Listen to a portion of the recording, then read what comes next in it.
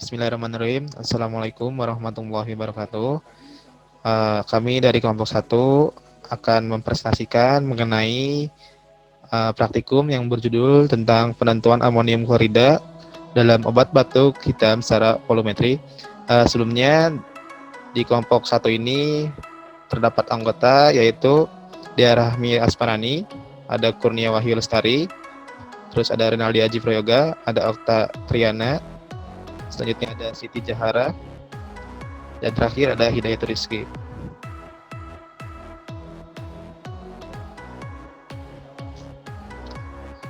Nah, pada kesempatan kali ini kami akan menjelaskan beberapa elemen, yaitu yang pertama ada latar belakang dan tujuan, terus selanjutnya ada prosedur kerja, terus yang ketiga ada hasil pengamatan, yang keempat ada analisis data dan pembahasan, terus yang kelima ada kesimpulan, dan keenam daftar pustaka.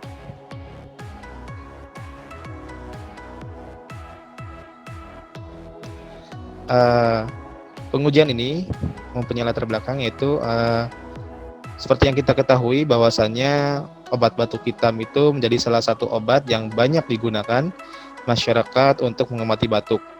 Salah satu zat yang sangat berkhasiat dalam obat batuk hitam ini yaitu amonium klorida. Amonium klorida ini berfungsi sebagai pengencer dahak. Karena penggunaannya inilah, maka diperlukan jaminan kualitas obat agar obat tersebut memiliki khasiat dan keamanan yang terjamin. Dan berdasarkan Pharmacops Indonesia, penentuan amonium klorida ini dapat dilakukan dengan titrasi argentometri. Terus selanjutnya ada tujuan dari praktikum kali ini. Yang pertama yaitu melakukan analisis kuantitatif bahan kimia obat batuk hitam. Terus yang kedua ada menentukan kadar amonium klorida pada sampel obat batuk sirup secara titrimetri. Pertama itu larutan agen O3 0,1 N. Yang pertama kita timbang 0,292 gram, diencerkan dengan Aquades sampai volume 100 ml, lalu dihubungkan. Selanjutnya diambil 25 ml dalam Erlenmeyer yang ukuran 250 ml, kemudian ditambahkan 0,5 1 ml larutan K2CO4 dengan konsentrasi 5%. Selanjutnya dititrasi larutan dengan larutan standar agen O3. Nah, di coklat merah, Simplo, dan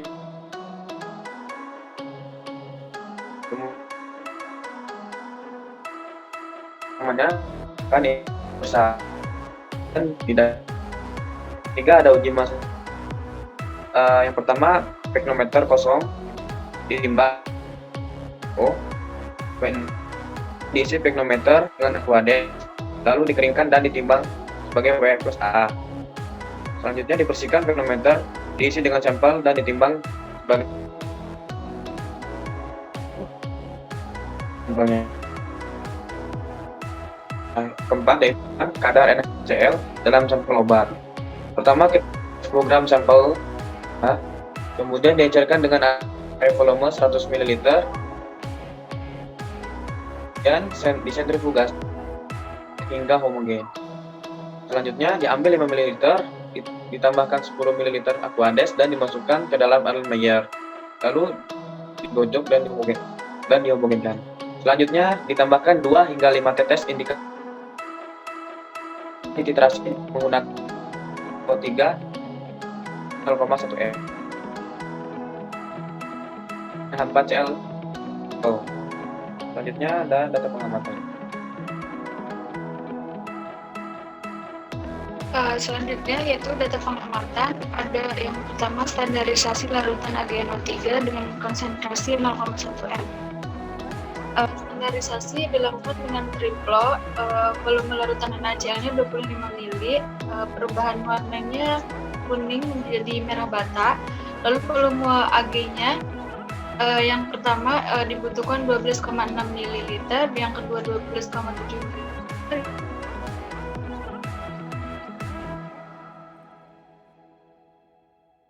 Lalu yang kedua yaitu ada uji pH.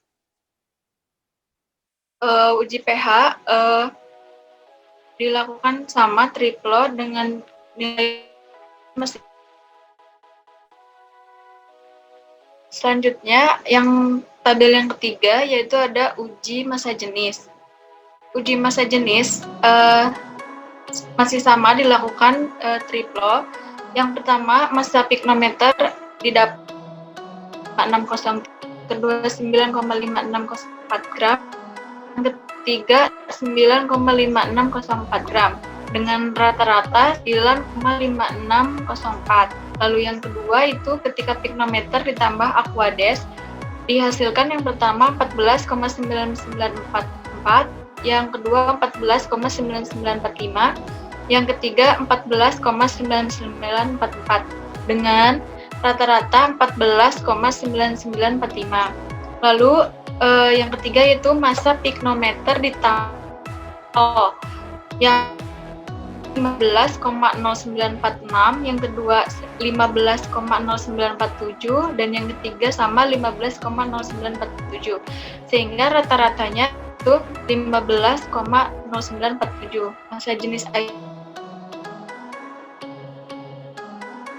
yaitu ada penetapan kadar NH4Cl dilakukan sama triplo, volume sampelnya masing-masing 5 ml. Volume Ag yang didapatkan yaitu yang pertama 10,3 ml, yang kedua 10,3 ml, dan yang ketiga 10,2. Perubahan warnanya yaitu dari orange menjadi merah bata. Lalu selanjutnya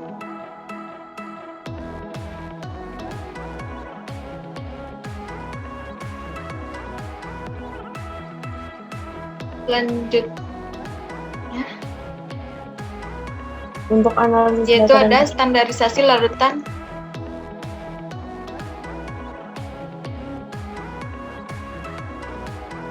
untuk analisis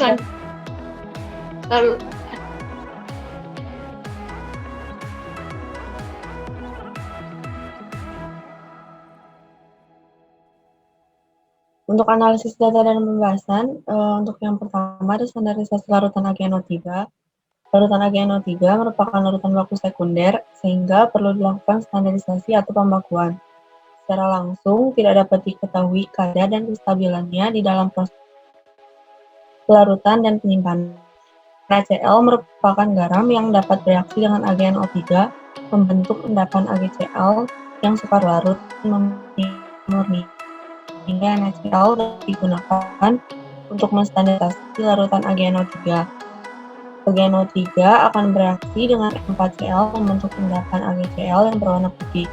Apabila semua Cl- dalam sampel yang diuji sudah habis bereaksi dengan Ag+ dari AgNO3, maka kelebihan sedikit Ag+ akan bereaksi dengan CrO4 dari indikator K2CrO4 yang ditambahkan, dan saat mencapai titik akhir titrasi terbentuk warna merah bata dari endapan Ag2CrO4+.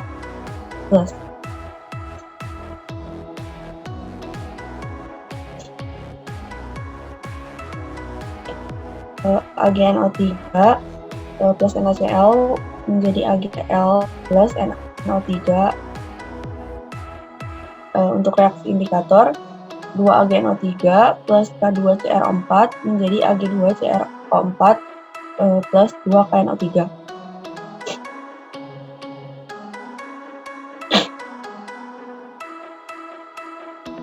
Untuk perhitungan konsentrasi NaCl didapat dari rumus massa NaCl per BnNaCl kali 1000 per volume, dan didapatkan hasil 0,0499 normal. Untuk konsentrasi AgNO3 didapatkan dari perhitungan konsentrasi AgNO3 kali volume AgNO3 sama dengan NaCl kali volume NaCl, dan didapatkan hasil 0,099. Normalitas AgNO3 hasil standarisasi yaitu 0,0990 normalitas. Nilai tersebut sesuai dengan nilai teoretisnya, di mana dalam standarisasi menggunakan larutan NaCl 0,0499 normalitas sebanyak 25 mili yang dititrasi dengan larutan AgNO3, di mana terjadi perubahan warna kuning menjadi merah bata. Selanjutnya, Untuk uji pH diukur dengan menggunakan kertas indikator pH atau pH universal. Hasil pH sampel sebesar 5 dari pengujian triplo.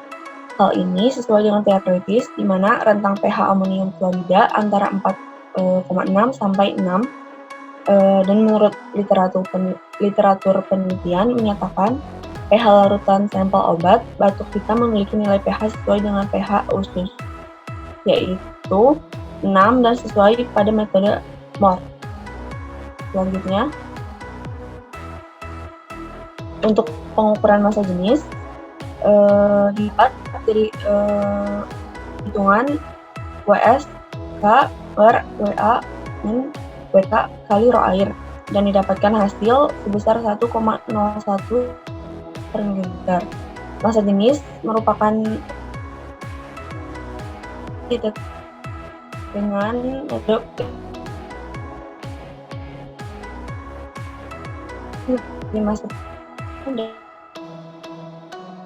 massa jenis teoritis amonium klorida yaitu 1,54 gram per mililiter, sedangkan massa jenis obat batuk percobaan diperoleh 1,0184 gram per mili.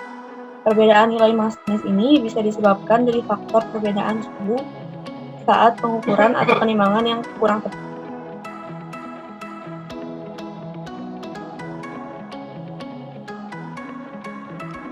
Selanjutnya, untuk penentuan kadar amonium klorida dalam sampel obat kita akan menentukan kadarnya dari titrasi, didapatkan dengan reaksi seperti pada slide, yaitu NaCl ditambah AgNO3 menjadi AgCl plus NH4NO itu setara. Grek AgNO3 itu setara dengan grek NH4Cl. Jadi kita mencari M dari NH4Cl sehingga nanti akan setara dengan AgNO3-nya. MNH4Cl yaitu massa jenis sampel dikali dengan 5 mili sama dengan yang tadi rumus untuk mencari massa jenis, yaitu yang didapatkan 184 gram mil didapatkan sebesar 5092 mg. Lalu kadar teoritisnya yaitu 10.000 mg per 5092 gram dikali dengan mg per 5 mili, lalu didapatkan sebesar 196,3865 mg per 5 mili atau sama dengan 589,1595 mg per 15 mili. Lalu untuk kadar yang terbaca didapatkan M grek NH4Cl yaitu sama dengan normalitas dikali dengan volume titrasi. Normalitas dalam standarisasi AgNO3 tadi sebesar 0,099 normal, taranya sebesar 10 L 0197 M grek per N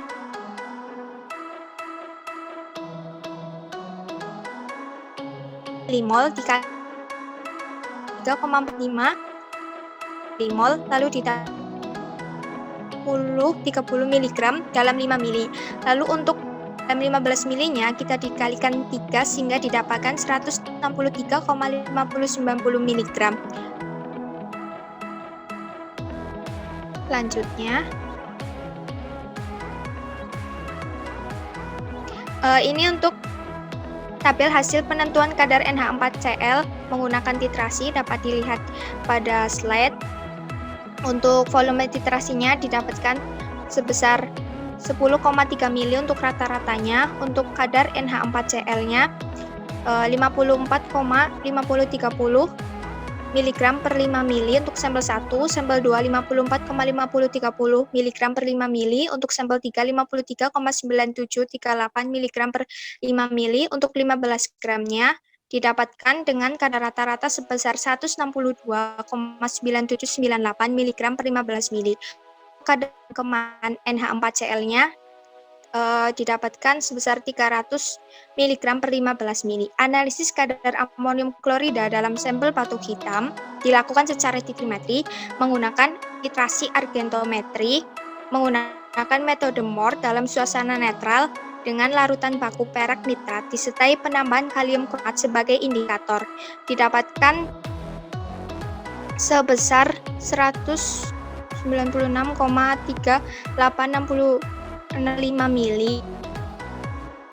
Kadar amonium klorida dari Triplo didapatkan 162,9798 mg per 15 per mili dan kadar teoritisnya didapatkan sebesar 196,3865 mg per 5 atau 1595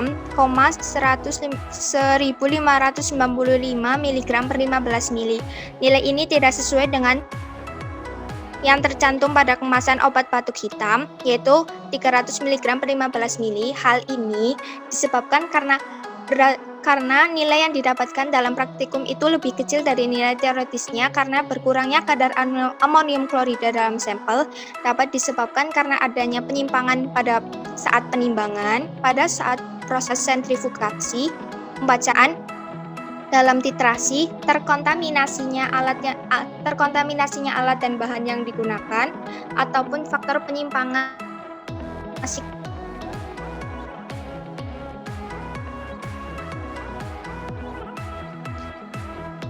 Selanjutnya, yaitu parameter presisi. Kadar NH4Cl seperti pada slide dengan rata-rata 162,9798 mg per 15 mili. Lalu kita mencari X min X1-nya seperti pada slide, X kuadrat. Lalu setelah itu kita mencari SD-nya. Rumus SD didapatkan dari jumlah X min X1 U kuadrat dikurangi dengan N min 1. Sehingga SD didapat sebesar 1166. Lalu untuk penentuan persen RSD, karena kita menggunakan 3 sampel, jadi presisi ditentukan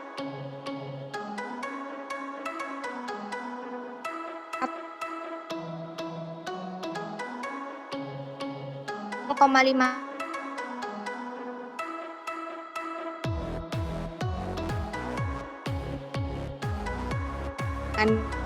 yang dalam ujian ini kan sekali dia akan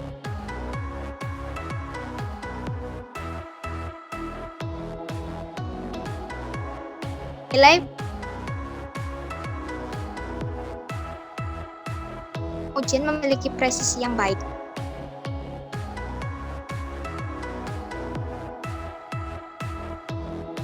Selanjutnya yaitu penentuan parameter estimasi ketidakpastian. Untuk parameter estimasi ketidakpastian, yaitu ada parameter ketidakpastian dari pipet ukur 10 mili.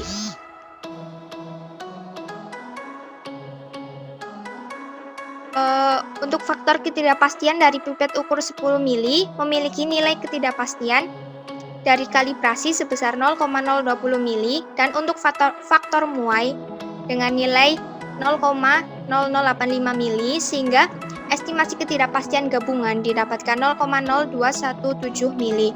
Untuk faktor kalibrasinya didapatkan dengan rumus plus minus S per K sama dengan didapatkan hasil 0,020 mili. Untuk muainya yaitu dari faktor muai air dengan rumus volume dikali 2,1 kali 10 pangkat min 4. 2,1 kali 10 pangkat min 4 adalah nilai ketidakpastian. Lalu dikali dengan perubahan suhu saat kalibrasi dan saat pengujian. Perubahan suhu saat kalibrasi dibagi dengan akar ketidakpastian termuai sebesar 0,0085 mili. Untuk estimasi ketidakpastian pipet ukur gabungan didapatkan dengan rumus akar dari faktor muai kuadrat ditambah dengan faktor kalibrasi kuadrat terdapat estimasi ketidakpastian gabungan dari pipet ukur 10 mili sebesar 0,07 mili. Menentukan rentang nilai dugaan yang di dalamnya diperkirakan letak nilai benar berada. Ketidakpastian ditunjukkan dengan tanda plus minus yang dihubungkan dengan nilai hasil pengukuran.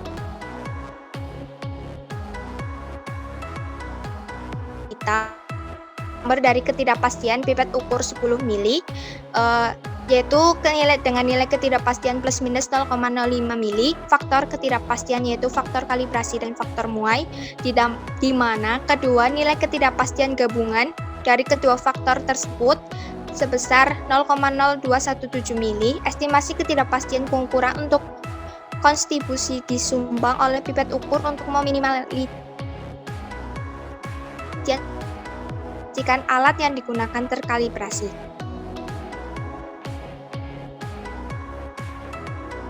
Selanjutnya, ini adalah diagram tulang ikan dari estimasi ketidakpastian kadar amonium klorida. Sebenarnya untuk estimasi ketidakpastian amonium klorida memiliki sumber-sumber ketidakpastian yang cukup banyak, seperti ada labu ukur, presisi, neraca, dan buret. Tetapi untuk percobaan ini kita hanya menghitung estimasi ketidakpastian dari pipet ukur 10 mili. Untuk selanjutnya itu ada ketentuan berdasarkan penentuan amonium klorida dalam obat batuk hitam secara volumetri. Analisis kuantitatif dilakukan dengan metode titrasi hargentometri, yaitu reaksi pengendapan senyawa halogenida dan senyawa-senyawa lain ketika ditambah dengan AgNO3 dengan metode MOR dalam suasana netral dengan larutan bakun perak-nitrat disertai penambahan kalium kromat sebagai indikator. Metode MOR paling sesuai pada pH 6. Dilakukan titrasi triple didapat hasil kadar dengan perbandingan kadar teori, yaitu berdasarkan massa jenis dan kadar kemasan. Didapat hasil kadarnya sebesar 162,9798 mg per 15 mili. Untuk kadar teoritis diperoleh 166,3865 mg per 5 mili atau 589,1595 mg per 16 mili. Kadar klorida tidak sesuai dengan kadar yang tertera pada kemasan OBH yaitu 300 mg per 15 mili dan diperoleh persen RSD didapat sebesar 0,56% dan estimasi ketidakpastian kalibrasi dan faktor muai dari pipet ukur 10 mili sebesar 162,9798 mg per 15 mili, kurang lebih estimasinya yaitu 0,0217 mili.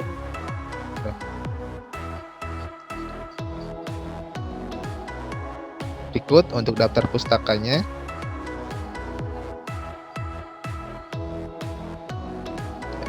Sekian presentasi dari kami. Mohon maaf apabila banyak kesalahan dalam penyampaian. Wassalamualaikum warahmatullahi wabarakatuh.